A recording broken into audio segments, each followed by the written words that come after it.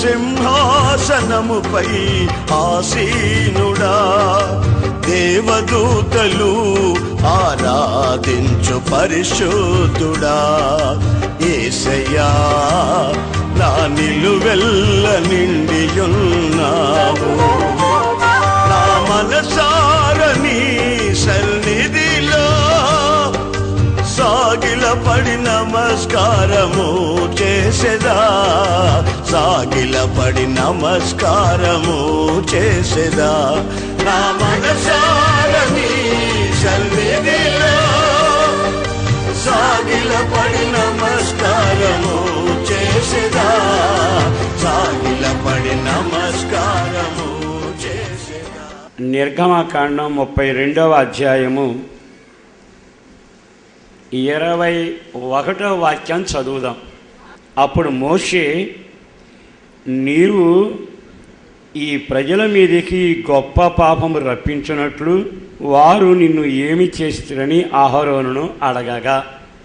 ఇక్కడ అన్నదమ్ముల మాటలు మనం గమనిస్తే అన్నను తమ్ముడు అడుగుతున్న మాట,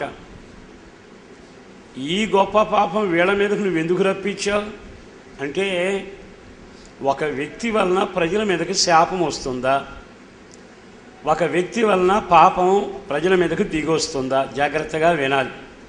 కొంత చరిత్ర చెప్పి కొంచెం ముందుకు వెళతాను. అది ఒక కుటుంబం, చాలా భక్తి కలిగిన కుటుంబం. ఆ కుటుంబంలో 3 వ్యక్తులు ఉన్నారు. ఒక వ్యక్తి ఏమో ప్రవక్తిని, ఆమె పేరు మిరియం. ఆ ఇంట్లో 2 అన్నదమ్ములు ఉన్నారు.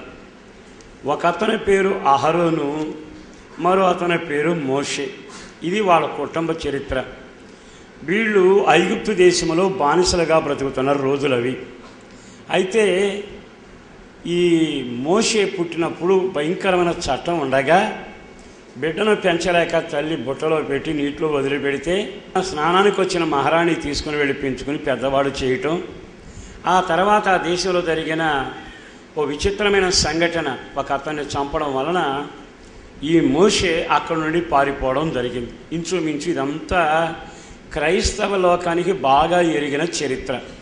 తర్వాత ఒక రోజున దేవుడు మోషేతో మాట్లాడి, మోషే, నీవు బయలుదేరి వెళ్ళి ఇశ్రాయేలు నా ప్రజలని ఇనప గొలుసులు, ఇనప కట్లు, కన్నీళ్లు, వేదన, కలవరం, సమస్యలతో మూలుగుతూ ఉన్నారయ్యా, నువ్వు వెళ్ళి వాళ్ళని విడిపించు అని మంటల మధ్యలో మానవ స్వరంతో దేవదేవుడు మోషేతో మాట్లాడాడు. ఆ మాటలు విన్నాక వణుకు పుట్టింది, దడగలిగింది. ఆ తర్వాత అంటాడు కదా, అయ్యా నేను అక్కడ చేసిన తప్పు అందరికీ తెలుసు, మరలా నేను వెళితే నా మాట వినరు, నా మాట విని ఎవరినైనా పంపించు అని చెబుతాడు మోషే. దేవునికి కొంచెం కోపం వచ్చింది. కోపపడి అంటాడు, ఏం మాట్లాడుతున్నావు నువ్వు, నేను నిన్ను పంపిస్తున్నాను వెళ్ళు అన్నాక ఓ చక్కని మాట చెబుతున్నాడు. ఏమిటది? నిర్గమకాండం 4వ అధ్యాయము 16వ వాక్యాన్ని చదవండి. కొంచెం కోపపడి, లేవీడైనా నీ అన్నైన అహరోను లేడా? అతడు చాలా బాగుగా మాట్లాడగలిగిన వాడు. అతడు నిన్ను ఎదుర్కొన వచ్చుచున్నాడు. అతడు నిన్ను చూచి తన హృదయమందు సంతోషిస్తున్నాడు. నీవు కనబడగానే అతనికి సంతోషం కలుగుతుందని దేవుడు చెప్పి, వెళ్ళు, అతన్ని నీకు నోరుగా పెడతాను, నిన్ను అతనికి దేవుడిగా చేస్తాను. బాగా ఆ వాక్యాన్ని మళ్ళా చదువుతారు, వినండి. మాట్లాడును, అతడే నీకు నోరుగా ఉండును, నీవు అతనికి దేవుడిగా ఉండువు. ఆ కుటుంబంలో 3 ఉన్నారా? 3లో అక్క పెద్దది. అక్కని దేవుడు ప్రవక్తిగా చేశాడు. ఆమె ప్రజలను వెంటబెట్టుకుని తంబురు తీసుకుని సితారా వాయించుకుంటూ ఈ యోర్దాను దాటాక ఎలుగెత్తి గీతాలు పాడి గీతారాధన ప్రారంభించింది. ఆమె ఎక్కడికి వెళ్ళినా ప్రజల మధ్యలోకి వెళ్ళిపోతుంది, స్త్రీలను వెంటబెట్టుకుంటుంది. ఘనుడైన యెహోవా వంటి వాడు లేడని, వేల్పుల్లో నీవే దేవుడవని ప్రకటిస్తూ ఆరాధిస్తూ గణపరుస్తూ దేవుడు అప్పగించిన పనిని ఆమె చక్కగా నిర్వహిస్తుంది, ఆమె ప్రవక్తిని. మరి ఈ అన్నదమ్ములిద్దరిని ఎలా చేశాడు? ఈ అన్నదమ్ములిద్దరిని ఆ 4వ అధ్యాయం 16వ వాక్యంలో చాలా తేటగా చెప్పి రాసి పెట్టిన మాట ఏమిటంటే, మోషే నువ్వు వెళ్ళు, నీ అన్న ఎదురుగా వస్తాడు, అతడు బాగా మాట్లాడగలిగిన వాడు, అతడు నీకు నోరుగా ఉంటాడు. అంటే అహరోను ఎవరయ్యా అంటే మోషేకి నోరుగా ఉండేవాడు. మోషే ఎవరయ్యా అంటే అహరోనుకి ఏమై ఉంటాడు? దేవుడై ఉంటాడు. విన్నారా? ముగ్గురు పాత్ర. ఇది కుటుంబంలో ఉండవలసిన ఐక్యత. మనం కుటుంబంలో ఎంతమంది ఉన్నాం అనే దానికంటే మనం ఎలా ఉన్నాం. నీ ఇంట్లో ఒకవేళ నువ్వు స్త్రీగా పుట్టి ఒక అక్కగానో చెల్లిగా ఉంటే నువ్వెవరవో తెలుసా?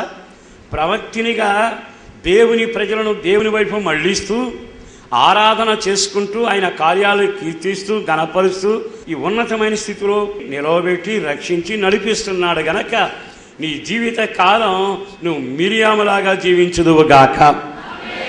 ఆ ఇంట్లో నీ ఒక పురుషుడిగా అన్నదమ్ములుగా మీరు పుట్టారనుకోండి, మనం ఏమై ఉండాలంటే మనం ఒకరికి ఒకరమట, ఒకరికి నోరై ఉండాలట, ఒకరేమో అతనికి దేవుడై ఉండాలి. ఇది కుటుంబంలో ఐక్యత. కనుక ఈ రోజున నీ కుటుంబంలో నీ పాత్ర ఏమిటి? కేవలం అన్నదమ్ములు ఆస్తులు పంచుకోవడం, అన్నదమ్ములు కనుక తన్నులాటం, అందుకోసం దేవుడు నియమించాల. నీ ఇంట్లో ఉన్న మిగిలిన వారికి నీవు నోరుగా ఉందువుగాక, మిగిలిన వారికి నీవు దేవుడిగా ఉందువుగాక. ఒక రోజున దేవుడు అన్నాడు కదా, మోషే నా చేత్తో రాతి మీద 10 ఆజ్ఞలను రాసి నేను నీకిస్తాను అన్నాడు. ఇది జరిగిన తర్వాత 40 రోజుల పాటు మోషే అక్కడి నుండి దిగి రాకపోయేటప్పటికి పాలెంలో ఉన్న జనాన్ని అంతా బయలుదేరి తిన్నగా అహరోను దగ్గరకు వచ్చారు. మోషే ఏం చెప్పాడు? మీకేమైనా సమస్యలు ఏమైనా చెలరేగితే, న్యాయం జరగాలి అనుకుంటే అహరోను దగ్గరకు రండి అని చెప్పారా? కానీ ఈ ప్రజలంతా అహరోను దగ్గరకు వచ్చారు. తన్నుకున్నామని చెప్పడానికి రాలా, నాకు అన్యాయం జరిగింది, వీడు అన్యాయం చేశాడు అని చెప్పడానికి రాలా. వాళ్ళంతా అహరోను దగ్గరికి ఎందుకు వచ్చారో నిర్గమాకాండం 32 అధ్యాయం మొదలు పెడదాం. మోషే కొండ దిగుట కొంచెం తడువు చేసి ఆలస్యము చేయగా ఆ ప్రజలు అహరోను దగ్గరకు వచ్చారు. లెమ్ము, మా ముందర నడుచుటకు ఒక దేవతను మా కొరకు చేయము, ఐగుప్తులో నుండి మమ్ములు నడిపించిన రప్పించిన ఆ మోషే అనువాడు ఏ మాయను మాకు తెలియదు. ఈ ప్రజలంతా వచ్చి, ఇదిగో మోషే ఏమయ్యాడో తెలియట్లేదయ్యా, ఐగుప్తు దేశం నుంచి నడిపించిన వాడు ఏమయ్యాడో మాకు తెలియటం లేదయ్యా, వాడు ఏమైపోయాడు. అక్కడ గౌరవంగా వాళ్ళ పదం ఎంత ఘోరంగా మాట్లాడి తెలుసా? మోషే వాడు ఏమైపోయాడో మాకు తెలియదు అని తిన్నగా వచ్చి అన్న దగ్గర చెప్పారు. అప్పుడు అన్న ఏమనాలి? ఇతడు ఎవరంటే అతనికి నోరుగా, అంటే ఈ దేహమంతడికి నోరేగా మాట్లాడేది. అతనికి ఇతను నోరుగా ఉన్నప్పుడు ఇతను నోరు తెరిచి ఏం మాట్లాడుతున్నారు మీరు మాట్లాడేదానికి అర్థమేమనుందా? దేవుడు మోషేని రమ్మంటే కొండ మీదకు వెళ్ళాడు, ప్రభు సెలవిస్తే తిరిగి వస్తాడు, వచ్చే వరకు ఓపిక పట్టండి, నాకు అప్పగించాడు, నేనున్నాను మీతో, మనమంతా దేవుని ఆరాధన చేద్దాం అని చెప్పాలిగా. కానీ ఆ రకంగా చెప్పాల. నిజంగా అన్నదమ్ముల మధ్యలో ఉన్న ఆ వ్యత్యాసాన్ని అక్కడ గమనించగలం. ఆ మోషే ఏమైపోయాడు అంటే ఇతడు గద్దించి నోరు తెరిచి మీరు నోరు మూసుకోనండి, మాట్లాడబాకండి. మోషే ఏమైపోవడం ఏంటి? దేవుడి దగ్గరికి వెళ్ళాడు, మీకు తెలియదు? ఆయన దేవుడు అక్కడ మాట్లాడుకుంటున్నారు, ఎప్పుడు దిగి వస్తాడో కనిపెడదాం అని పలకవలసిన వ్యక్తి పలకల. మోషే ఏమైపోయాడు అనగానే ఇతరేమన్నాడు తెలుసా? ఎల్లుండి వస్తాడు, వచ్చే వారం వస్తాడు, ఆ పై వారం వస్తాడని చెప్పాల. వెంటనే విచిత్రమైన మాట ఏమిటంటే, మీ దగ్గర ఉన్న బంగారం పట్టుకురండి, మీరు అన్నట్టుగానే దూడం చేస్తాను అన్నాడు. ఇది పద్ధతేనా? వాళ్ళేమో మోషే ఏమయ్యాడు అంటే నీ రక్త సంబంధేగా, అతనికి నీవు నోరేగా, నీవు లేకుండా అతను లేడు, అతను లేకుండా నీవు లేవుగా. అంటే మోషే ఎవరో నీకు తెలియదా? మోషే ఎవరో నీకు తెలిసినప్పుడు నువ్వు చెప్పాల్సింది ఏమిటి అంటే, అహరోను మనసులో కూడా ఉన్నది ఏమిటంటే మోషే ఏమయ్యాడు అని వాళ్ళు అంటున్నారు, కానీ అసలు ఏమైపోయాడు అని ఆలోచన ఇతరులకు కూడా ఉన్నట్టేనా కాదా? బాగా ఆలకించండి. మనసులో మాట ఉంది గనక వెంటనే ఏమన్నాడు తెలుసా? ఒక వారం ఆగండి అనకుండా మీ బంగారం పట్టుకుని దూడ కావాలా, దూడ చేసేస్తాను అన్నాడు. ఒక్కసారి మనం ఆగి ఆలకిస్తే మన ఆత్మీయ జీవితంలో మనం వేసే అడుగులల్లా ఇలా ఉంటుంది. నీ దేవుడు ఎవరో నీకు తెలియదా? నీ సంఘం ఎవరో నీకు తెలియదా? మీ సేవకుడు ఎవరో తెలియదా? నీ తండ్రి ఎవరో తెలియదా? నీ కుమార్తె ఎవరో తెలియదా? నీ బంధువులు ఎవరో నీకు తెలియదా? మనం ఎరిగిన వాళ్ళమేగా. కానీ కొన్నిసార్లు మనం మాట్లాడే విధానం ఎరగనన్నట్టుగా ప్రవర్తిస్తుంటాం. నీవు ఆరాధన చేసే దేవుడు నీకు తెలియదు. దుష్టుడు పరిగెత్తుకుంటా వచ్చి ఏమయ్యా మీ దేవుడు ఏమైపోయాడు అన్నాడు అనుకోండి. అప్పుడు నువ్వు అనాల్సిన మాట ఏంటంటే, నా దేవుడిని నేను ఎరుగుదును, ఆయన మాట్లాడే దేవుడు, ఆయన సంచరించే దేవుడు, ఆయన నన్ను అరిచేతిలో చెక్కుకున్న దేవుడు అని చెప్పాలిగా నువ్వు. అంటే ఇతని తత్వం ఎంత బాధాకరమో ఇక్కడ గమనించాలి.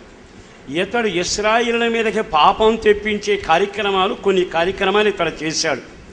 మరి ఆ మోషేను గురించి ఎరిగినవాడు నోరు లాంటివాడండి. ఆ నోరు లాంటివాడు ఆయన ఏమైపోయాడనే మాట పట్టించుకోకుండా బంగారం తీసుకురండి నేను దూడన చేస్తాను అన్నాడు. అంటే ఇతని ఆత్మీయత, బాంధవ్యం, అతనితో ఇతనుకున్న బంధం ఎంతవరకు? నోరులాగా ఉండవలసిన నీవు నిజంగా ఆ బాధ్యతను నిర్వహించగలుగుతున్నావా? మనం ఏదో సంఘానికి వచ్చాం గనక, ప్రార్థన చేసుకున్నాం గనక, ఏదో కార్యం జరిగితే కానుకేసుకోవడం, సాక్ష్యం చెప్పడం, హల్లెలూయా అని ఆటో వేసుకుని వెళ్ళిపోవడం కాదు. మన వ్యక్తిగత జీవిత అనుభవాలలో ఒక కుటుంబంలో ఉన్న మిరియాంలాగా బతుకుతున్నావా? ఒకే కుటుంబంలో ఉన్న మోషేలాగా బ్రతుకుతున్నావా? ఒకే కుటుంబంలో ఉన్న అహరోన్లాగా బతుకుతున్నావా? నువ్వు ఎవరో మొదట నీకు తెలియాలి. ఆ సంగతి తెలియకుండా ప్రవర్తించడం దారుణమైన పరిస్థితి. నెమ్మదిగా వాళ్ళ బంగారం తీసుకురమ్మని చెప్పాడు. మొత్తం మీద బంగారం తెచ్చి ఇచ్చిన తర్వాత ఇతను ఒక దూడను తయారు చేసి పెట్టాడు. అది ఎంత దారుణమైన పరిస్థితి అండి. నమ్మింది ఎవరిని? జీవం కలిగిన దేవుణ్ణి. నడిపించేదెవరు? జీవం కలిగిన దేవుడు. ఆ మోషే ఎవరు? ఇతనికి తమ్ముడు. అక్కెవరు? ప్రవక్తిని. తానెవరు? వాళ్ళ మధ్యలో రక్తాన్ని పంచుకున్న అన్న.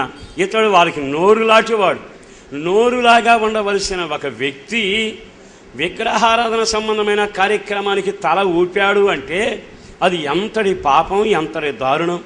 ఈ కుటుంబాన్ని మనం ఎప్పుడూ మన గుండెల్లో పెట్టుకొని, మన ఎదురు పెట్టుకొని మనం నడిచేటప్పుడల్లా గమనించాలి. నిజంగా నేను అహరోన్లాగా ఉంటున్నానా? నేను మోషేలాగా ఉంటున్నానా?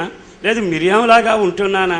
వారిని చూసినప్పుడల్లా జాగ్రత్తగా అడుగులు వేసుకుంటూ వెళ్ళాలి.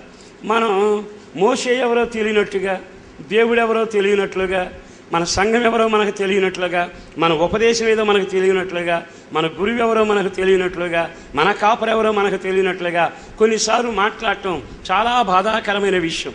కనుక చాలా జాగ్రత్త. కొంతమంది దేవుని ఎరిగియు ఎరగనన్నట్టుగా ప్రవర్తించారట. దేవుణ్ణి మహిమపరచవలసి వచ్చి కూడా దేవునికి కృతజ్ఞతాస్తుతి చెల్లించలేదట. అంటే అర్థం ఏమిటి?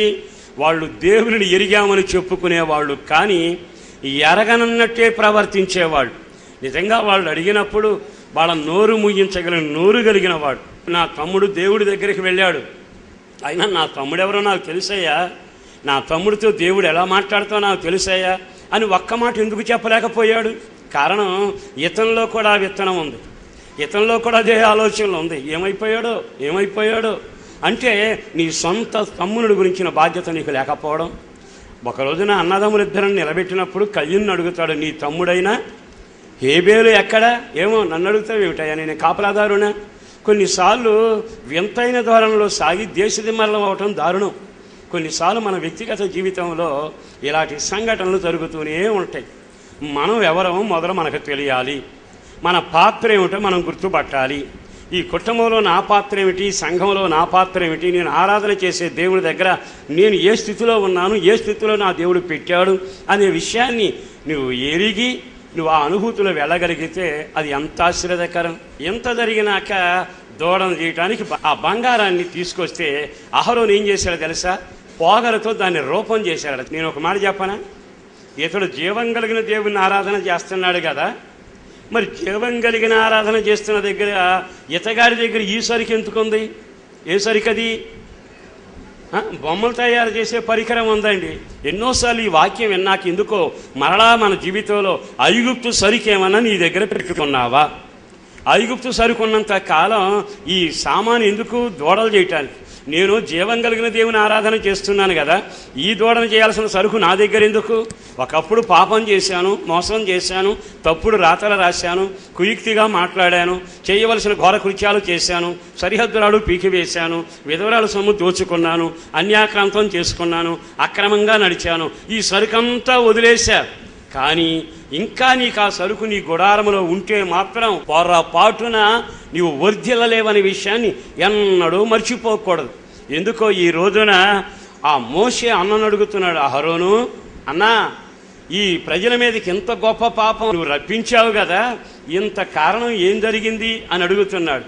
అంటే నీవు నడిచింది నీ కుటుంబానికి పాపపు సోపానం అవుతుంది. నా యేసు శిలువ రక్తం ద్వారా కడగబడిన మీరు ఇక మీదట ఐగుప్తు సరుకేది మీ గుడారముల్లో ఉండకుండా ఉండునుగాక. ఆ గతకాలపు మోసం తగలబెట్టబడినగాక. మీరు కల్పించే ఆ రూపం కల్పిస్తాడట. బంగారం వేయగానే ఆ వచ్చిన వ్యక్తి దూడ చేస్తాడు, కోత చేస్తాడు, పిల్ల చేస్తాడు, ఏం చేయమంటే చేస్తాడు. మహా నేర్పరి మనోడు. ఆ నేర్పరి గనక ఆ పొగరని ఆ పరికరం తన దగ్గర ఉంది, ఎట్లా మలచమంటే అట్లా మలుస్తాడు. ఈ పక్కన వచ్చిన వాళ్ళకేమో ఒక రకంగా చెబుతాడు, ఈ రకం వచ్చిన వాళ్ళకి ఇంకో రకంగా చెబుతుంటాడు. ఇది పొగరు సరుకున్న క్రైస్తవులు. ఇప్పటికే మీలో కొంతమందికి ఆ సరుకున్నట్టు కొంచెం కంగారు పడుతున్నారు. మీరు కంగారు పడినా నేను బాధపడడం కారణం ఏంటంటే, ఈ పొగరుతో బొమ్మలు చేయబాకు. వాళ్ళకి ఇష్టమైంది వాళ్ళకి చేస్తావా, వీళ్ళకి ఇష్టమైంది వీళ్ళకి చేస్తావా? కొంతమంది నేర్పరులు ఉంటారు మనోళ్ళు. వాళ్ళు ఎవరంటే బైబిల్ చాలాసార్లు చదివి ప్రసంగాలు విని విని ముదిరిపోయిన వాళ్ళు ప్రతిదానికి వాక్యం చూపిస్తారు. బైబిల్ అన్ని వాక్యాలు ఉన్నాయి కదా. ఇదిగో మీకు తెలియదు కానీ కొన్ని వ్యాపారాలు చేసేటప్పుడు కొంచెం వివేకం ఉండాలి. బైబిల్లో రాసింది పాములాగా ఉండమని. అంటే అర్థం ఏంటి? వాక్యం బాగా ఎరిగి నేర్చిన ఒక విచిత్రమైన అనుభూతి. ఎందుకో ఈ రోజున పరిశుద్ధాత్మ దేవుడు చాలా తేటగా మాట్లాడుతుండగా పాము వలె వివేకంగా ఉండమని చెప్పింది దేనికి? కానీ ఇప్పుడు కొన్ని అక్రమ వ్యాపారాలు చేసేటప్పుడు, కొన్ని కార్యక్రమాలు అడుగులు వేసేటప్పుడు నీవు తీర్మానం చేసే తీర్మానాలు ఈ వాక్యాన్ని సమర్థించుకోకూడదు. కొన్నిసార్లు వాక్యాన్ని మనకు అనుకూలంగా మార్చుకుంటాం. నేను మార్చుకున్నా, మీకు మార్చుకున్నా అది అగ్ని ఒళ్ళో పడ్డాక తగలబెట్టకుండా ఉండదు. అందుకని నా యేసును బట్టి ఈ శుభవేళ మరొక్కసారి హెచ్చరిక చేస్తున్నాను. ఐగుప్తు సరుకు ఏదైనా సరే, దురాశ అయినా, ధనాశ అయినా, నేత్రాశ అయినా, డాంబికమైన, గర్వమైన, అహంకారమైన, ఆ భయంకరమైన సరుకు ఏదైనా సరే ఒకవేళ నీ జీవితంలో ఉంటే ఇకనైనా ఆ సరుకు నీ నుండి దూరం చేయబడునుగాక. మరో విచిత్రమైన అనుభవం ఏమిటో తెలుసా? ఆ తదుపరి చాలా తేటగా ఇతడు చిన్న పని చేశాడు. ఎన్నోసార్లు వాక్యం విన్నాం కదా. ఆ దూడను చేశాడట. దూడను చేసేటప్పటికి ఇతడికే మతిపోయిందట. అబ్బా, నేను కాబట్టి ఎంత నైపుణ్యంగా, ఎంత నేర్పరిగా అబద్ధం ఆడాను, ఎంత నేర్పరిగా వ్యాపారంలో రకరకాల ప్రయోగాలు చేశాను, నేను కాబట్టి వీళ్ళందరికీ దొరకకుండా నేను నటించాను. నువ్వు ఎంత చక్కగా ఏర్పరిచినా ఒక రోజున వలలో చిక్కుపడతావు, వినాశనపు వీధిలో కీడవబడతావు, బహిరంగ వేలం వేయబడతావు. గ్రంథాలు విప్పబడితే సిగ్గుబడి తలదించుకునే రోజులు రాకమునిపై నా యేసును బట్టి బ్రతిమలాడుతూ చెబుతున్నాను. నా యేసు పేరట మరొక హెచ్చరిక ఏమిటంటే, ఇక మీదట ఎన్నడును నీవు దేవుడు నిన్ను నోరుగా ఉంచితే నోరుగానే నీ జీవితం సాగించబడునుగాక. అనేక సార్లు ఈ వాక్యాన్ని విన్నాం. కానీ మరలా పరిశుద్ధాత్మ దేవుడు ఎందుకో ఈ రోజున తేటగా మాట్లాడుతుండగా ఇలాంటి బలహీనతలు ఎక్కడ ఉన్నా ఇక మీదట అయ్యా, ఇంతకాలం నోరుగా బ్రతికి నిన్ను స్తుతిస్తూ పరలోక వర్తమానం భూలోకానికి చెప్పడానికి సాక్షిగా ఉండవలసిన నా నోరు విచ్చలవిడి కార్యక్రమానికి అప్పగించుకున్నానయ్యా. ఐగుప్తులోంచి వదిలొచ్చినా ఆశ చావలేదయ్యా, ఐగుప్తు నుంచి వచ్చినా ఆ సరుకు వదలలేదయ్యా, నన్ను క్షమించయ్యా అని ఈ రోజైనా మీరు సరిచేయబడితే మీ జీవితం మరలా ప్రతిష్టాత్మకంగా మారునుగాక. ఒక ప్రతిష్ట కలిగిన జీవితం నా దేవుడు అహరోనుకి ఇచ్చినట్టుగా మీకు అనుగ్రహించునుగాక. తర్వాత దూడన చేశాక మరొక విచిత్రం ఏంటంటే బలిపీఠం కట్టాడట. ఇక ఆ బలిపీఠాన్ని చక్కని పేరు పెట్టాడు. బాగా ఆలకించండి, మనం దేనికి బలిపీఠం కడుతున్నాం? చాలాసార్లు బలిపీఠం మానం. బలిపీఠం అంటే దేవుణ్ణి ప్రసన్నత చేసుకునే ఒక సాధనం. మీకు అర్థం అవ్వాలి, ఈ మాటలు బాగా గమనించండి. మనం బలిపీఠం కట్టాల్సింది దేవుడికి. కానీ నేను అనే తత్వానికి ఒక బలిపీఠం కట్టుకుంటే దేవుడు అంగీకరిస్తాడా? నీ వ్యక్తిగత జీవితంలో బలిపీఠం కట్టి ఆయనను ఆరాధన చేయవలసిన ఆ అనుభూతిలో లోకాశలకు నీవు బలిపీఠం కడితే, నేత్రాశకు బలిపీఠం కడితే, దేవునికి విరోధమైన గర్వానికి నీవు బలిపీఠం కడితే, అంటే మనకు తెలియకుండానే బలిపీఠం కడుతూనే ఉంటాం, దేనికి కట్టేమో గమనించాం. మరి అహరోను నోరు లాంటివాడు కదా, మంచి కుటుంబంలో పుట్టినవాడు కదా, జీవం కలిగిన దేవుని వాక్కును ఎరిగినవాడు కదా. కానీ అతగాడు ఈ విధంగా బలిపీఠం కట్టి వాళ్ళని భజనకు మొదలుపెట్టాడు. భజనకు ఆరంభిస్తే వాళ్ళు భజన చేయడం మొదలుపెట్టారు. ఆ తర్వాత పండుగలు కూడా నిర్ణయించి భజనలు చేశారట. భజనలో అందరూ చేసేది ఆత్మారాధన, కానీ వీళ్ళు చేసేది తినడం, తాగడం, ఆడడం. చదవండి అప్పుడు 6లో చివరి వాక్యం. అప్పుడు జనులు తినుటకును త్రాగుటకును కూర్చుండి ఆడుటకును ఆరాధనలో ఉండాల్సినవి ఇవేనా? మనం ఆరాధన చేస్తున్నాం కదా, మనం దేవుని సందులో నిలబడి ఆరాధన చేసినా, మోకరించి ఆరాధన చేసినా, వాక్య పఠన ఆరాధన చేసినా అది దేవుని చిత్తానుసారమైన ఆరాధన. కానీ ఆరాధనలో కూడా సాతాను తెలివిగా కొన్ని పనులు ఇరికేస్తున్నాడు. ఇతడు చేసినది ఏమిటంటే తినడం, రెండవది త్రాగడం, తర్వాత ఆడడం, తర్వాత లేచి గంతులు వేయటం. ఆరాధనలో నిలబడితే పరలోకం నీ కొరకు తెరవబడుతుంది. ఆరాధనలో నీవు దేవునికి కన్నులు మూసుకుని 2 చేతుల పైకెత్తి హృదయాన్ని తెరిచి అయ్యా అని ఆయన మహిమను చూడాలనుకుంటే పరలోకం మహిమ ప్రభావంతో దిగి నీ దగ్గరకు వస్తుంది. కానీ నువ్వు చేసిన పనిలో ఆ మహిమ దిగి రాకపోగా దేవుని కోపం దిగి వస్తే, ఆరాధనలో దేవునికి కోపం కలుగు చేసిన కార్యాలు అహరోను కుమారులిద్దరూ చేశారు. ఎంతటి దారుణం అండి! ఏలి అనే దైవజనుని కుమారుడు ఆరాధనలో విచిత్రంగా ప్రవర్తించి శాపాన్ని తెచ్చిపెట్టుకున్నారు. దండం పెట్టి మీ అందరికీ నేను చెప్పగలిగిన మాట ఒక్కటే, అదేమిటో తెలుసా?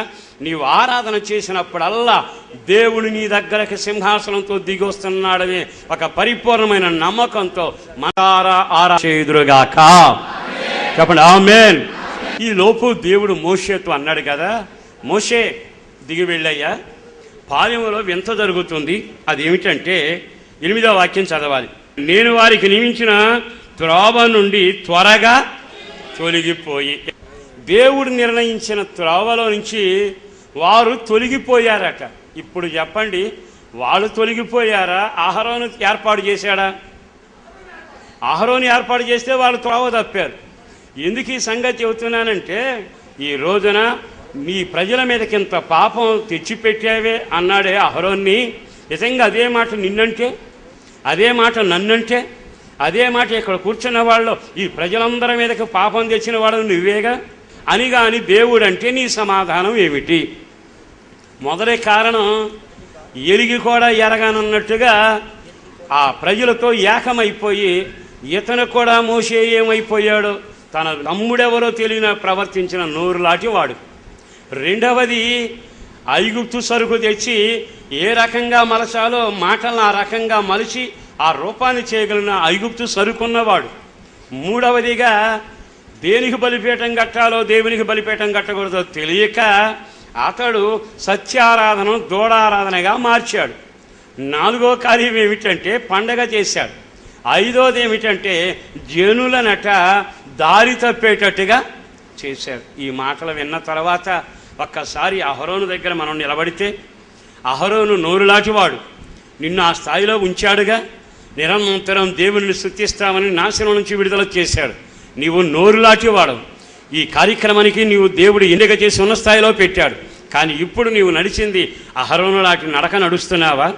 అహరోను లాంటి యాత్ర చేస్తున్నావా? చదవండి 32వ అధ్యాయంలో 25వ వాక్యం చదవండి. ప్రజలు విచ్చలవిడిగా తిరగడం మోషే చూచెను, వారి విరోధులలో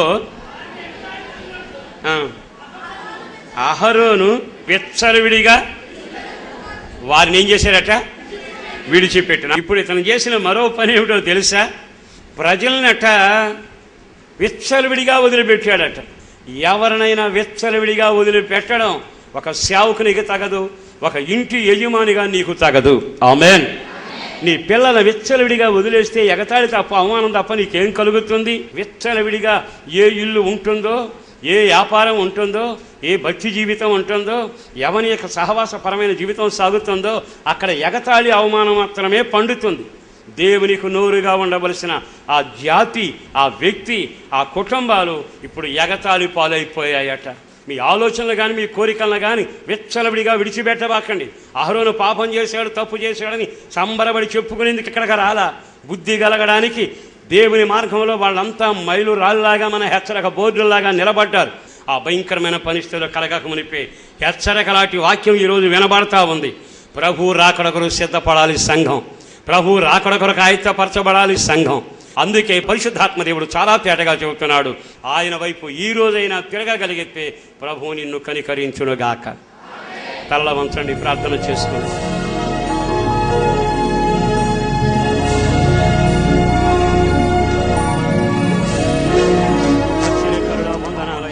దేవా, నిన్ను స్తుతిస్తున్నాం. ఈ ప్రజలు చేతులెత్తి ప్రార్థన చేసుకుంటున్నారు, నీతో చెప్పుకుంటున్నారయ్యా. అహరోలో ఉన్న బలహీనతలు ఎవరిలో ఉన్నా అవి సరి చేయబడాలి ప్రభువా. విడుదల కలగాలయ్యా. ఒక ప్రతిష్ట కలిగిన సేవకుడిగా, ప్రతిష్ట కలిగిన విశ్వాసిగా, సజీవయాగంగా సమర్పించుకునే దేవుని బిడ్డలు ఇక్కడ లేపడాలని ప్రభువా. బలమైన కార్యాలు చేసి నీ బిడ్డలను దీవెనకరంగా మార్చి మీరు మహిమ పొందాలని అటు ఘనకార్యం చేస్తున్నందుకు వందనాలు చెల్లిస్తూ యేసు పరిశుద్ధ నామాన్న ప్రార్థించి విన్నవించి వేడుచూ ఉన్నాము తండ్రి. ఆమేన్, ఆమేన్. తండ్రి అయిన దేవుని యొక్క ప్రేమ, ప్రభు అయిన యేసు క్రీస్తు వారి కృప, పరిశుద్ధాత్మ దేవుని అన్యోన్య సహవాసం ఇప్పుడును ఎల్లప్పుడును ఆయన కృప మనకును మనవలే సకల పరిశుద్ధులకును సమృద్ధిగా కృపతోడయ్యుండునుగాక. ఆమేన్. ప్రార్థనా వీరుల సమావేశం ఆగస్టు 15వ తేదీ ఉదయం 10 గంటల నుండి 3 గంటల వరకు హోసన్న మందిర్, హనుమాన్ జంక్షన్ నందు జరుగును. ఈ కూడికలో క్రైస్తవ సంఘాలలో ఆత్మీయ ఉజ్జీవం కొరకు, నశించిపోయే ప్రజల ఆత్మరక్షణ కొరకు, భారతదేశ శాంతి కొరకు, యవనస్తుల క్షేమం కొరకు, రోగుల కొరకు మరియు కుటుంబ సమస్యల కొరకు ప్రార్థించెదరు. ఈ కూడికలో పాల్గొని దైవాశీర్వాదాలు పొందండి. మరిన్ని వివరాలకు 9440772772 మరి ఒక నెంబర్ 9032772772. స్త్రీల కూడిక ప్రతి బుధవారం ఉదయం 11 గంటల నుండి 3 గంటల వరకు హోసన్న మందిర్, హనుమాన్ జంక్షన్ నందు జరుగును. ఈ యొక్క కూడికలో దైవజనురాలు వాక్య పరిచర్య చేసి మీ కొరకు ప్రార్థించెదరు. అందరూ ఆహ్వానితులే. మీ ప్రార్థనావసతుల కొరకు మమ్ములను సంప్రదించవలసిన మా చిరునామా పాస్టర్ ఎం దేవదాస్ గారు, Hosanna Mandir, new sweet road, Hanuman junction. మా ఫోన్ నెంబర్ 9440772772 9032772772.